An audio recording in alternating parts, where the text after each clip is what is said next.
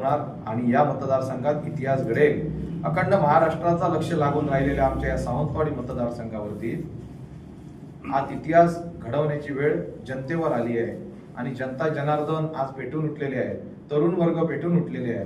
मी एकच सांगतोय की समोरच्या विरोधकांकडून मोठ्या प्रमाणावर पैशाचा आमिष देऊन लोकांना सांगितलं गेलं आहे की पैसे घ्या।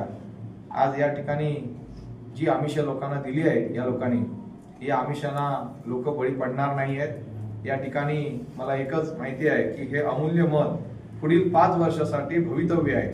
आज जे मतदान होणार ते पुढील भवितव्य आपल्या तरुण मुलांचं आहे। आज या ठिकाणी आमदार झाल्यानंतर समोरचे विरोधक गायब होतात। तुम्ही विशाल परबचा कान पकडू शकता, विशाल परबला जा विचारू शकता की विशाल परब तुमचं चुकलं आहे, मी मान्य करू शकतो, एखादी गोष्ट चुकली बरोबर ती त्यावेळी ठरवू शकतो।